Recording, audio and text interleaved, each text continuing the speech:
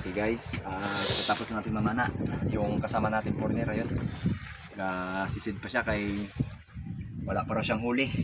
So ako may huli na ako. Baligis pala natin yan siya ngayon dahil spear fishing yung tour natin ngayong araw. Pakita ko sa inyo yung mga huli ko, mga kanigod fishing. Huli po tayo ng good size na banak. Ihawin natin ito mamaya sa isla. Okay, parang braso na kalaki. Parang braso na kalaki. Tapos isang ilak. Busog tong gis natin ngayon, busog. Type mo lang tong, type mo lang.